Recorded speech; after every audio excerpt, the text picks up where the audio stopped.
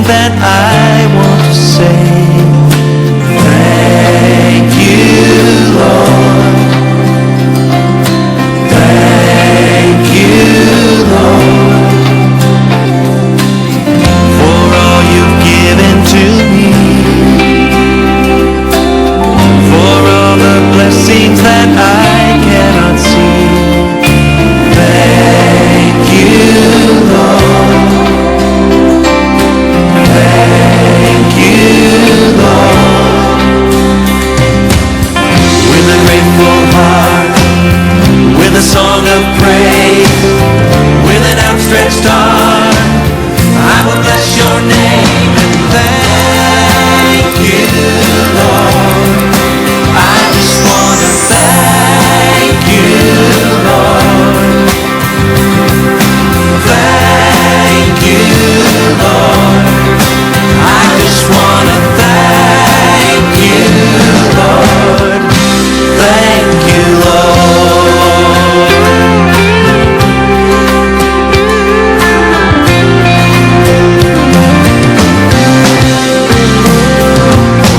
For all you've done in my life, you took my darkness and gave me your light.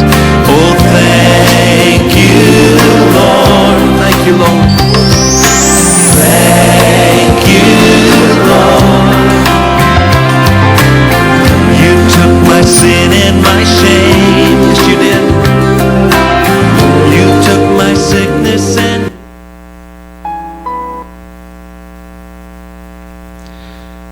여러분 따라해서 감사는 삶의 꽃이다. 예. 오늘은 감사는 삶의 꽃이다, 그런 제목으로 하나님의 말씀을 전하겠습니다. 이 감사라는 내 인생의 나무, 내가 심는 내 인생이라는 나무, 이 감사라는 인생의 나무의 시작은 작은 씨앗으로 시작을 합니다. 여러분, 뭐니 해도 씨앗이 참 중요하죠. 씨앗, 종자. 이 종자를 개량해야 합니다. 종자를 개량하지 않으면 좋은 열매를 맺을 수가 없거든요. 그래서 이 참 좋은 씨앗, 이 종자라고 하는 것은 뭘까? 그것은 생각이다 그랬습니다. 또 그것은 언어다 그랬어요. 하나님을 기대하는 생각, 절대 긍정의 생각, 잘 될 것이라는 축복의 언어, 그것은 내 인생의 씨앗입니다. 그 씨앗이 마음의 밭에 심겨지게 될 때 어떻게 될까? 감사라는 인생의 나무는 뿌리가 나기 시작하죠. 뿌리는 마음의 밭에 점점점 뿌리를 내리게 되고 점점 자라나게 되고, 이 뿌리라고 하는 것은 하나님의 나를 구원해 주신 구원의 은혜에 대한 감사와 찬양이 바로 이제 뿌리입니다. 이 감사라는 인생의 나무는 나중에 줄기가 튼튼히 자라가는데, 이 줄기는 나무의 기둥이요, 인간으로 말하면 허리와 같습니다. 자, 구원의 은혜 그 한 단계를 더 뛰어넘어서 기쁨도 슬픔도, 제일 어려울 때, 제일 기쁠 때, 언제나 하나님 앞에 감사로 나갈 때 이 조화로운 성장과 성숙의 단계가 이제 커져가게 되는 것이죠. 이 감사라는 인생의 나무는 잎과 가지가 무성하게 자라나야 합니다. 근데 잎과 가지가 아주 작으면 안 되고 점점점 퍼져가야 되겠죠. 담을 넘어야 되겠죠. 그 담을 넘을 뿐만 아니라 민족을 향하고 세계를 향하고 그렇게 나무가 커져가야 되겠죠. 자, 그런데 이렇게 잎만 무성하게 커져서는 결코 안 됩니다. 무엇이 중요할까? 감사라는 인생의 나무는 꽃을 피워야 하는 것인데, 자, 여러분, 이 꽃이라고 하는 것은 뭘까요? 기쁨과 낭만과 감사와 꿈을 주게 되는데, 신앙생활의 꽃이 무엇일까? 신앙생활의 꽃은 바로 예배라고 하는 것입니다. 오늘 시편 50편의 주제가 뭘까? 감사로 드리는 예배, 제사입니다. 여러분, 신앙생활의 꽃과 같은 예배라고 하는 것은 종합예술과 같습니다. 여러분, 오늘 사회자가 사회를 모았습니다. 또 기도가 있었죠. 찬양이 있었습니다. 하나님 앞에 봉헌이 있습니다. 또 하나님의 음성을 듣는 하나님의 말씀이 있습니다. 이 예배야말로 신앙생활의 꽃과 같은 것입니다. 그런데 감사가 하나님의 뜻인데 감사하지 않을 때 이게 근본적인 죄를 짓는 것이다 그랬습니다. 성경에 보니까 인간이 근본적이고 본질적인 죄에 해당하는 것이 몇 가지가 있습니다. 자, 이렇게 안 하면 이거는 어때요? 죄를 짓는 거라 이 말이에요. 그게 뭘까 하는 거예요. 자, 인간의 근본적인 죄는 뭘까? 하나님 앞에서 감사하지 않는 것입니다. 또 하나, 이 근본적인 죄가 뭘까? 하나님 아버지를 알지 않고, 자, 이 백성이 나를 버렸다. 지식이 없어. 이 백성이 망한다고 그랬어요. 그러니까 하나님을 알지 못하고 하나님을 잊어버리는 것이 근본적인 죄다. 또 하나님을 의지하지 않는 거예요. 기도를 싫은 것이 근본적으로 죄다 이거예요. 이 백성이 꿈이 없어 망한다. 꿈 꾸지 않는 거예요. 여러분, 예수 그리스도를 믿는데 꿈을 꾸지 않고 미래에 대한 아름다운 것을 갖지 않고 살아가는 것은 바로 근본적인 죄에 해당한다. 성경이 얘기해요. 시편 50편 22절에 보니까 이렇게 얘기를 합니다. 따라하세요. 하나님을 잊어버린 너요. 자, 이제는 생각하라. 그렇지 않으면 내가 너희를 찢으리니 건질 자가 없으리라 그랬습니다. 하나님을 잊어버린 너요. 하나님을 잊어버린 너요. 이 말은 하나님을 전혀 모르는 이방인들에게 하는 얘기가 아니고 하나님을 아는 선택받은 백성에게 하는 얘기예요. 자, 하나님과 언약을 한 약속의 자녀들, 그들에게 이렇게 말을 합니다.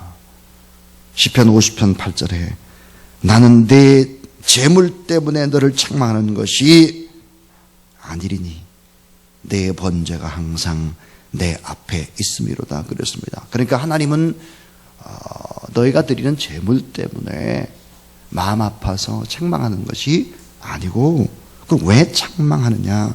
시편 50편 22절에 하나님을 잊어버린 너요 그랬습니다. 내가 너희를 찢으리니 건질 자가 없으리라 그랬어요. 자, 여러분, 하나님을 잊어버린 너요, 이 말이 뭘까 하는 거예요. 이 말은 자, 감사를 잃어버린 사람을 가리키는 거예요. 하나님 앞에 감사를 잃어버린 사람을 어떻게 규정하느냐? 하나님을 잊어버렸다는 거예요. 그래서 고통을 줘서라도 하나님을 잊어버린 사람을 돌아오게 하고, 고통을 줘서라도 감사를 알게 하고, 그래서 감사의 제사를 드려야 너희들이 삶을 살아갈 수 있다는 얘기가 오늘 본문의 얘기입니다. 자, 오늘 저는 세 가지 하나님의 말씀을 드리려고 합니다. 첫 번째가 뭘까? 따라하세요. 감사를 잃어버리면 꽃을 피울 수가 없습니다. 자, 여러분, 감사를 잃어버리면 인생의 꽃을 피울 수가 없어요. 자, 성경에 보니까 하나님을 잊어버린 너희여 그랬어요. 어떤 사람이 하나님을 잊어버리는 사람일까? 그것은 감사를 잃어버린 사람들이다 하는 거예요. 로마서 1장 21절 하나님을 알되 하나님을 영화롭게도 하지 아니하며 감사하지도 아니하며, 그 다음에 잘못된 소유의식을 가지고 있는 사람입니다. 잘못된 소유의식 뭐예요? 내 것을 가지고 내가 드린다고 생각하는 거예요. 내가 노력하고 내가 직장생활에서 그거 내가 번 돈이라고 생각을 하는 것입니다. 자녀들도 내 자녀, 집도 내 거, 이거 완전히 잘못된 소유의식이에요. 이게 바로 불신자 같은 사람들인 거예요. 여러분, 하나님이 건강을 허락하시지 않으면, 하나님이 지혜와 능력을 주시지 않으면, 하나님이 좋은 사람을 만나게 하지 않았다면 그 소유라는 것이 전부 다 하나님이 허락하신 범위 아닌데 내 걸 가지고 내가 한다라고 생각하는 거예요. 이게 하나님을 잊어버린 사람들의 모습입니다. 잘못된 소유의식을 가지고 있는 거예요. 그 다음 보니까 감사함으로 제사를 드리지 않는 사람입니다. 가인처럼 어때요? 예배를 드린다고 할지라도 형식적인 예배를 드리는 거예요. 감사로 하나님 앞에 예배를 드리지 않는 거예요. 하나님을 잊어버렸다, 이런 사람은 또 누굴까요? 오늘 말씀에 보니까 따라하세요. 하나님의 말씀을 던져버린 사람들, 하나님의 말씀을 등 뒤에다 던져버렸다는 거예요. 잊어버렸다는 거예요. 왜? 내 계획대로 하는 거예요. 내 감정대로 하는 거예요. 내 생각대로 막 말하는 거예요. 이게 하나님을 잊어버린 사람들의 모습이다. 그러면서 이 시편 50편 10절부터 12절에 보니까, 자, 이는 살림의 짐승들이 다 내 것이다. 무산의 가축이 다 내 것이고, 산의 모든 새들도 내 것이고, 들의 짐승도 내 것이고, 세계와 거기에 충만한 모든 것이 다 내 것인데 내게 없다, 이거예요. 우리 게 없다, 이거예요. 자, 여러분, 모든 것이 다 하나님의 것임을 입으로 시인하고 모든 것이 다 하나님의 것입니다라는 마음으로 11조를 드리고 감사를 드리고 여러분의 삶을 드리는 그런 여러분 되길 바랍니다. 그런 사람들에게 하나님은 축복을 주고 그런 사람을 그 인생이 꽃피게 해준다 하는 거예요. 참 우리나라는 큰일 났습니다. 정말로 큰일 났어요. 이건 이렇게 가다가 여러분 한번 지난 역사니까 한번 차근차근 돌아보십시오. 지난 이명박 대통령이 처음 대통령이 됐을 때요, 광우병 사태가 일어났습니다. MBC PD 수첩이 미국산 쇠고기를 먹으면 90% 이상의 국민이 광우병에 걸린다고 거짓 방송을 했습니다. 이건 완전 잘못된 거짓입니다. 여러분 다 드러났어요. 자, 민동석 쇠고기 협상 대표가 친일 매국노가 되어서 도망을 다녀야 했고, 민동석 씨는 인형으로 만들어져서 화형식에 수없이 태워졌습니다. 꼬맹이 작은 아이들이 미국산 소고기가 싫다고 막 울어 제꼈습니다. 고등학교 애들도 데모에 참여를 했어요. 심지어 바로 우리 교회 옆에 빌라, 거기다가 광우병 소고기 먹지 말라고 바로 우리 교회 옆에 붙여놨어요. 빌라. 약삭빠른 정치인들은 그를 국회에 불러서 온갖 모욕을 줬죠. 여론은 분명히 잘못한 것입니다. 오도된 여론에 춤추는 나라죠, 대한민국. 국민들은 완전히 바보가 되는 거예요. 여론을 믿습니까? 천만의 말씀. 여러분, 광주 사태가 일어났을 때 모든 신문을 보세요. 대문짝만큼 어떻게 났나? 한 사람도 피해를 당하지 않았다는 거예요. 여러분, 사탄의 전략이 뭔지 압니까? 증오의 바이러스로 가득 찬 나라 만드는 거예요. 비판과 정죄만 난무하는 것입니다. 무조건 터뜨리고 보는 거예요. 무조건. 어떻게 하면 사람들의 국민을 쏙 마음에 빼놓을까를 연구하죠. 사탄은 알고 있습니다. 감사하면 행복해진다는 걸 알고 있고, 여러분, 사탄은 알고 있어요. 감사하면 형통해진다는 걸 알고 있고, 이 사탄은 어때요? 감사하면 기적이 일어난다는 걸 알고 있기 때문에 감사라는 것, 그 입을 뺏어버리는 거거든요. 감사하면 이게 사탄의 나라가 이게 망한다는 걸 알고 있는 거예요. 누구보다 사탄이 감사를 어때요? 못하게 만드는 거예요. 할 수만 있으면 감사할 수 없도록 기회를 차단하는 것입니다. 저는 문창극 참 장로님이죠, 장로님. 전 그 장로님을 좋아하거나 잘 몰랐습니다, 사실은. 근데 하도 여론이 난리를 피우길래 그분의 간증을 3번을 들었습니다. 차근차근. 여러분, 저도 대학을 다닐 때 운동권의 학생이었고 역사와 민족과 사회를 어느 정도는 볼 줄 아는 사람입니다. 그러나 이거는 여론의 완전 잘못입니다. 오히려 저는 그런 생각을 했습니다. 정의가 살아있다라고 하면 청문회까지 가서 다 그거를 얘기해야 되지 않겠느냐 하는 생각을 가지고 있는 너무나 안타까운 사람입니다. 여러분, 한국 교회를 이건 아주 말살하려고 하는 악한 사단의 세력과 언론의 잘못된 보도라고 하는 것이 극명한 것입니다. 이것은 저의 모든 것을 걸고 제가 3번씩이나 자세히 들어봤습니다.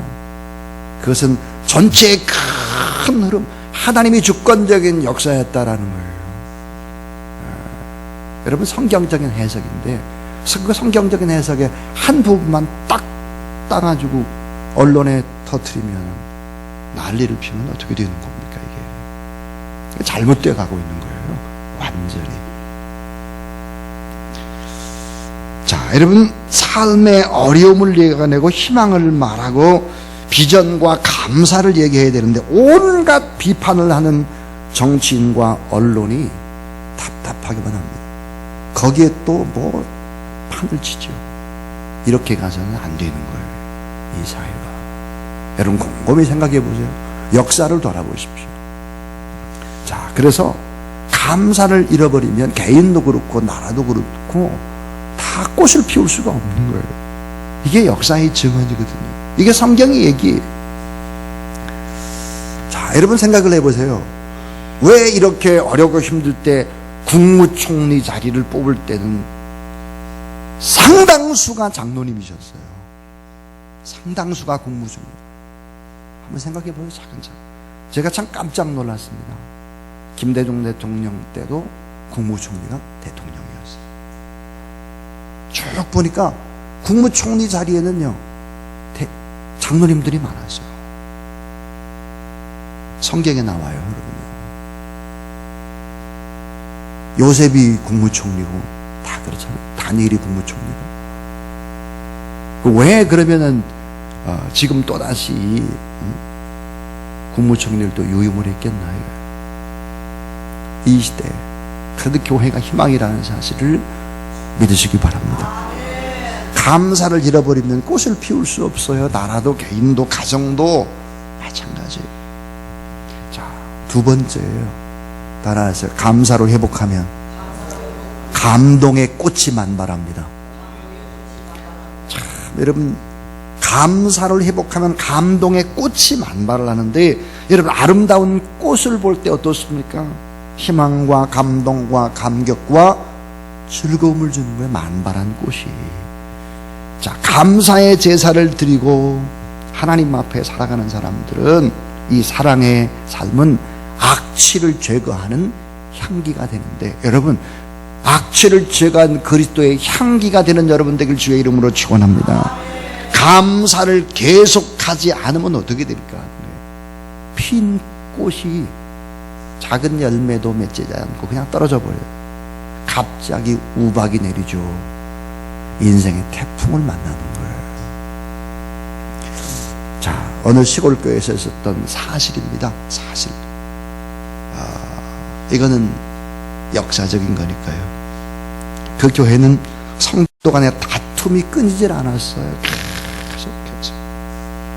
교회를 담임하고 있는 목사님이 주일날 참 아픈 마음으로 예배를 드리러 사택에서 교회로 갔습니다. 이 교회와 사택이 좀 떨어져 있어요. 마침 막내 아들이 교회 학교를 마치고 교회에서 나오고 있었어요. 그런 초라한 검은색 광목옷을 입고 구멍이 난 양말을 신은 아들의 머리를 쓰다듬으면서 이렇게 말했습니다. 아들아, 지금 예배 시간인데 종을 쳐야 돼. 종을 치는 시간인데 아빠가 종을 치면 예배 시간이 늦을 것 같으니까 네가 좀 종을 좀 쳐라. 아빠 알았어요. 교회는 성도들이 많았지만 이렇게 싸우고 그래서 뭘 하나 시킬 만한 사람이 없는 그런 교회였습니다. 아버지 이 목사님의 부탁을 받은 아들이 기쁜 마음으로 종을 치려고 종이 있는 곳으로 팍 달려갔어요. 그러다가 그만 과속으로 달려오는 미군 부대의 차에 치여서 그 자리에 숨지고 말았습니다. 목사님은 그것도 모르고 그냥 예배를 인도를 하는 거죠. 한참 설교 중인데 저 뒤쪽에 성도가 손을 흔들고 막 안 되니까 막 목사님 빨리 끝내야 된다고 난리를 피고 있어요. 예배를 마치고 내려가니까 아들이 차에 숨져 있는 것입니다.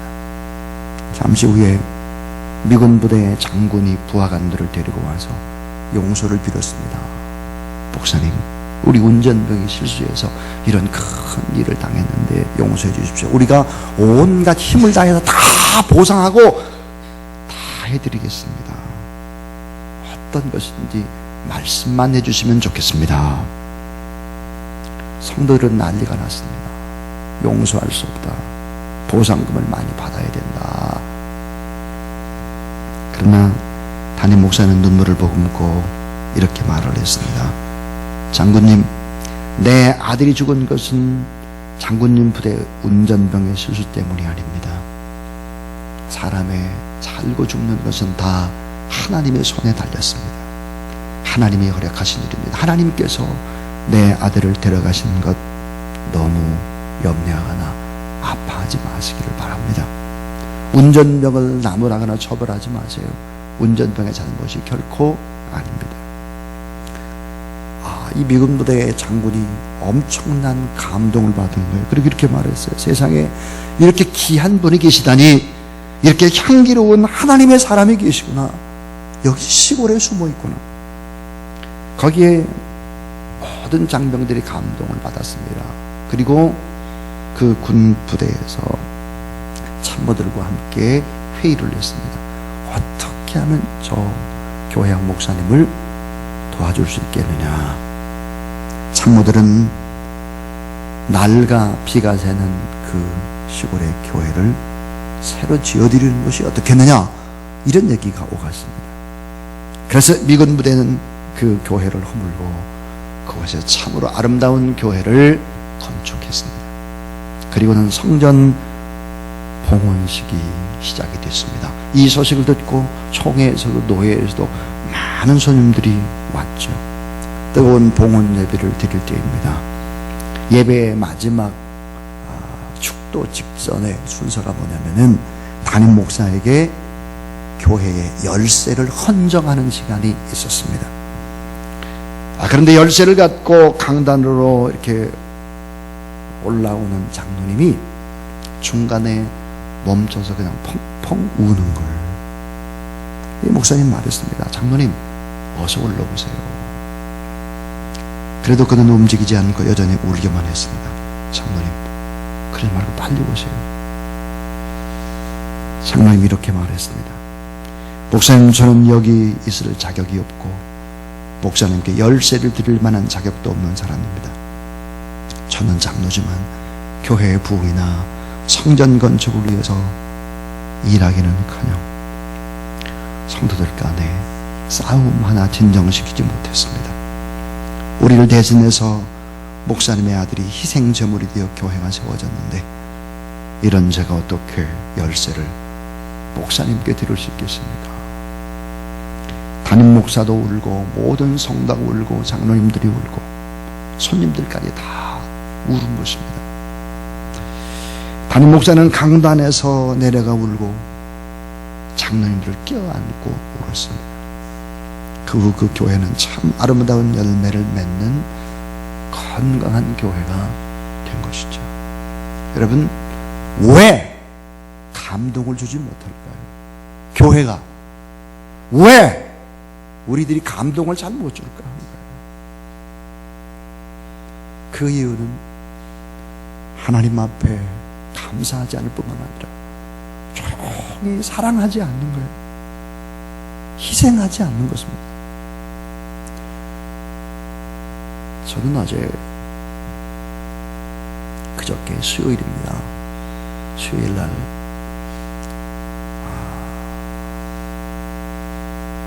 식사를, 저녁 식사를 이렇게 대하는데 수요일날 저녁 식사는 연세가 많은 우리 어머니 권사님들이 식사를 준비를 하셨어요.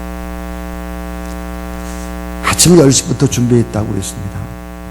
근데 보니까 토종 닭에다가 또 토종 바밀에 토종 대추에 좋은 모든 것을 다 넣고 닭죽을 쓴 거예요. 그래서 우리 목회자들과 직원들이 함께 나누었습니다. 생각해 보았습니다. 이 닭죽은 닭죽이 아니구나. 하나님 앞에 참 너무너무 감사했습니다. 아름다운 사랑에 감사했고 또 기도하는 연로하신 우리 권사님들 너무 기뻤습니다. 자, 여러분, 우리가 왜 많은 사람들에게 감동이 되지 못할까? 사랑이 없는 거예요. 감사가 없는 거예요. 주님의 사랑을 실천하고 감사를 실천하는 삶을 살지 않는데 어떻게 꽃이 피어서 주변의 사람들이 와 감격하고 감동하고 이야 주사랑교회는 다르구나. 감사의 제사를 회복하면 감동의 꽃이 만발하는 거예요. 악취를 제거하고 이 불신의 사회, 이 사회를 여러분 감동시키는 희망을 줄 수 있는 방법이 뭘까요? 따라하세요. 감사만이 대안입니다. 여러분, 감사드리는 예배가 왜 대안일까요? 그것은 미래를 조율해 나가는 하나님의 손길이기 때문에 그래요. 예배를 잘 드리면 하나님이 여러분에게 말씀을 가르쳐주고 어떻게 판단하고 어떻게 결정해서 어떤 일을 하라고 말씀해 주시기 때문에 예배는 여러분의 미래를 하나님이 조율해가는 손길이죠. 감사하지 않는 것은 하나님을 잃어버리는 거예요. 감사의 제사를 회복하지 않을 때 얼마나 무서운 일이 벌어질 거예요. 오늘 시편 50편 22절에 하나님을 잊어버린 너희여, 감사의 제사를 드리지 않는 사람들, 내가 너희를 찢으리니 건질 자가 없으리라 그랬습니다. 여러분, 안타깝게도 이런 일들은 우리나라의 기독교의 역사에 그대로 있었습니다. 1938년 9월 9일입니다. 장로교 제27자 총회가 평양의 서문박교회에서 열렸죠. 그런데 이 총회에서 한국교회는 역사상의 뼈아픈 실수, 뼈아픈 결정을 하게 됩니다. 그것은 신사참배를 국민 의례로 규정하는 그런 결정을 내리게 되는 거죠. 총회에 참석했던 목사님들과 장로님들이 수많은 사람이 그 즉시로 일본 천황을 기리는 일본 신사에 찾아가서 절하는 엄청난 실수를 저질렀습니다. 뿐만 아니라 신사참배를 거절하는 사람들을 교회에서 아예 제명을 시켜버립니다. 가미나다라는 우상단지를 교회당 안에 동편에 두고 그것을 향해서 예배한 것입니다. 자, 주일 예배 중에도 12시가 되면 종을 땡땡땡 치는 것이죠. 그러면은 동쪽을 향해서 동양 요배를 드렸습니다. 일본 교회를 말살하는 정책을 썼죠. 그래서 여러분, 제암리교회라는 교회를 가보십시오. 성도들을 다 교회당 안에다가 다 집어여 놓고 창문을 전부 다 나무로 못을 박고 거기다 기름을 여름 붓고 불을 쏘아질렀습니다. 일본의 태양신을 섬기라는 거예요. 하나님을 잊어버렸습니다. 이때 하나님께서 이 나라를 찢으셨죠. 1950년 6월 25일 주일 새벽에 북한군의 남침으로 이 나라는 피바다가 됩니다. 그 결과, 여러분, 참 중요한 것이 그 결과예요. 그 결과 우상 숭배를 결의했던 평양 땅은 어떻게 됐을까요? 쑥대밭이 됐습니다. 기독교를 완전히 핍박하는 극렬한 세력, 공산의 세력들이 평양을 다 점령했죠. 동방의 예루살렘이라는 평양은 쑥대밭이 된 것입니다. 1907년 평양 대부흥 불길이 타올랐던 장대현 교회가 무너졌죠. 여러분, 그 장대현 교회가 무너진 자리, 그 자리에는 무엇이 들어섰을까요? 그것은 어마어마한 크기의 금을 입힌 김일성 동상이 버젓이 세워져 있습니다. 지금. 자, 여러분, 지금도 그 동상 앞에 죽은 김일성이 죽지 않고 자신들과 함께 있다고 하면서 지금도 절하고 있죠. 여러분, 우리나라의 근대 효시는 대학입니다. 여러분, 최초의 대학이 무슨 대학입니까? 평양에 세워졌던 숭실대학입니다. 여러분, 숭실대학은 지금 평양에 없습니다. 한국으로 내려왔죠. 남한으로 내려왔는데, 여러분, 지금 숭실대학 그 자리는 어떻게 됐을까 하는 거예요. 김일성 종합대학이 되어 있습니다. 저는 제가 김일성 종합대학 정문에 서서 그 주변을 쭉 바라봤습니다. 그러면서 얼마나 많이 눈물을 흘렸는지 모릅니다. 선교사가 세운 대학인데 하나님이 어때요? 감사 예배를 드리지 않고 신사 참배하니까 찢어버린 거예요. 자, 그런데 여러분, 우리 이걸 알아야 돼요. 끝까지 신사 참배를 거절했던 땅이 있습니다. 경상남도입니다. 거기는 고신 측이 아예 목숨을 걸고 신사 참배를 반대해가지고 옥죽으로 얼마나 많은 사람들이 잡혀갔는지 모릅니다. 자, 어떻게 됐을까요? 6.25 전쟁이 터졌습니다. 그때 여러분, 이 공산주의가 이 나라를 다 점령을 했습니다. 전부 다. 그래도 경상남도 대부분은 점령을 못했습니다. 왜요? 그 땅은 신사참배를 반대했거든요. 경상남도의 대부분은 그대로 남아있었죠. 하나님을 잊어버리는 백성들, 감사의 예배를 잊어버리는 백성들은 이렇게 찢어지는 거예요. 여러분, 언약의 백성은 우리가 하나님을 잊어버린다면 우리도 이렇게 될 수 있고, 우리의 역사, 잘못된 언론과 정치인들 입속에서 가장 증오의 저주의 바이러스들이 막 퍼져버리는 이 땅, 그리고 교회를 너무 우습게 여기는 이 땅, 하나님이 찢어버릴 수 있다는 사실들을 알아야 합니다. 이것이 역사예요. 감사 없이 형식적인 예배를 드려서는 안 된다는 거예요. 시편 50편 23절, 감사로 제사를 드리는 자가 나를 영화롭게 하나니 그 행위를 옳게 하는 자마다 내가 하나님의 구원을 보이리라 그랬습니다. 자, 마지막 세 번째입니다. 따라하세요. 감사의 예배만이 영화로운 꽃을 피울 수 있습니다. 감사의 예배만이 영화로운 꽃을 피울 수 있다. 감사의 예배드림이 하나님이 주시는 대안이다. 그래서 감사로 제사를 드리라. 이 말이 시편 50편 14절과 23절에 동일하게 계속해서 반복되고 있습니다.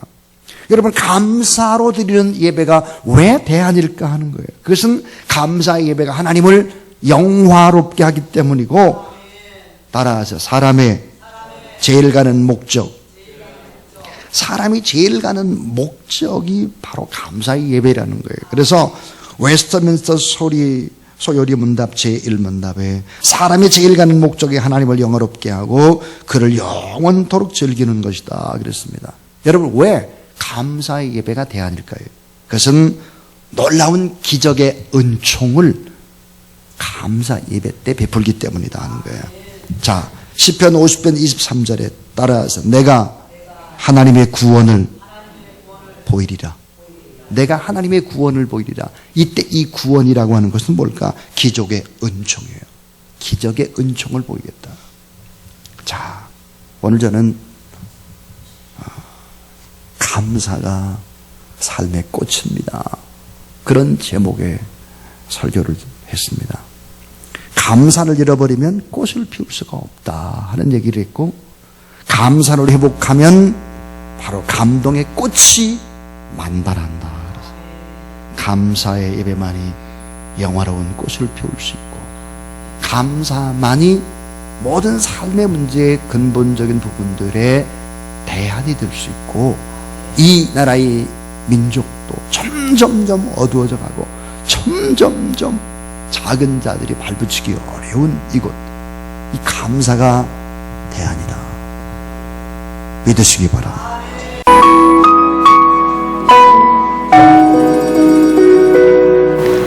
송양원 목사는 1926년 한센병자들이 대부분이었던 부산 간만동 교회 전도사로 부임하게 되었습니다. 첫 사역지가 한센병자와 연결된 것을 계기로 평양 신학교를 졸업하고도 여수 애양원에 부임해 오직 나환자들과 고락을 함께 했습니다. 그러던 1940년 10계명 중 제1계명과 2계명을 범하는 것이라고 하여 신사참배를 반대했고, 그 이유로 손 목사는 여수 순천경찰서에 구속되었지만 하나님만을 섬긴다는 그의 의지는 변함이 없었습니다. 그동안에 3년이라는 기간 동안에 많은 반성도 했을 터인데 아직도 그 신사참배를 못하겠어? 공연히 헛수고만 했어. 하는 말에 아버님 대답이 그랬습니다. 헛수고는 오히려 당신들이 했어. 내가 신사참배 하려면 처음부터 하지. 왜 어리석게 3년이 지난 날 내가 신사참배를 하겠어? 내 신앙은 옛날이나 지금이나 변함이 없어. 돌이킬 맘 전혀 없습니다. 결국 8.15 해방을 맞이했고, 이후에 다시 애양원에서 1000여 명의 나병 환자들을 돌보았습니다. 그러던 1948년, 당시 제주 폭동 사태를 진압하기 위해 여수에 집결했던 군인들 중 공산주의 사상에 물든 남로당 계열의 군인 일부가 인민위원회를 만들어 반란을 일으켰고 민족대학살을 감행했습니다. 이런 사태 속에서 신앙과 민족 정신을 불탔던 동인과 동신은 학교 안에서 기독교 복음을 전하며 공산주의의 잘못을 폭로했습니다. 이로 인해 두 형제는 반란군의 무자비한 총살 앞에 한꺼번에 순교하게 되었습니다. 안을 내다보니 온 마당에는 오빠의 책, 교복, 가방이 뒹굴고 있었고요. 한쪽에 굴보니까 거기는 검붉은 핏자국이 뚝뚝 떨어져 있었습니다. 동이야, 동이야, 너의 두 오빠가 죽었단다. 내가 너의 두 오빠 시체를 찾아서 딴 곳에 옮겨놨다. 우리 두 오빠의 시체는 그 위에 쓸쓸히 누워 있었습니다. 얼마나 자기 친구들에게 얻어맞았는지. 평소 친했던 친구들이에요. 온 전신에는 피투성이를 만들어 놨습니다. 이마, 가슴, 얼굴, 온 전신에는 얼마나 총을 쏘아댔더니 총알 자국이 수없이 나타나 있었지요. 장례식은 간단했으나 이 땅에서 하나님께 드리는 최고의 선제사를 올리는 엄숙한 순간, 손 목사가 장례식 끝부분에 고백했던 마지막 인사는 감사였습니다. 여러분, 내 어찌 긴 말에 답사를 드리리요. 내가 아들들의 순교를 접하고 느낀 몇 가지 은혜로운 감사의 조건을 이야기함으로 대신할까 합니다. 첫째는 나 같은 죄인의 혈통에서 순교자의 자식이 나게 하셨으니 하나님께 감사합니다. 둘째는 허다한 많은 성도 중에서 어찌 이런 보배를 주께서 하필 내게 맡겨주셨는지 주께 감사합니다. 셋째는 삼남 삼녀 중에서도 가장 아름다운 두 아들 장자와 차자를 바치게 된 나의 축복을 감사드립니다. 넷째는 또 한 아들의 순교도 귀하다 하거든 하물며 두 아들의 순교라니요 감사합니다. 다섯째는 예수 믿다가 와서 종신하는 것도 큰 복이라 하거든 하물며 전도하다 총살 순교 당함이라니 감사합니다. 6째는 미국 가려다 준비하던 내 아들 미국보다 더 좋은 천국 갔으니 내 마음 안심돼 감사합니다. 7째는 나의 두 아들을 총살한 원수를 회개시켜 내 아들을 삼고자 하는 사랑하는 마음 주신 하나님께 감사합니다. 8째는 내 두 아들의 순교의 열매로 말미암아 무수한 천국의 아들들이 생길 것이 믿어지니 우리 아버지 하나님께 감사합니다. 9째는 이 같은 역경 속에서 이상 8가지 진리와 신뢰를 찾는 기쁜 마음, 여유 있는 믿음을 주신 우리 주 예수 그리스도께 감사합니다. 끝으로 나에게 분수에 넘치는 과분한 큰 복을 내려주신 하나님께 모든 영광을 돌립니다.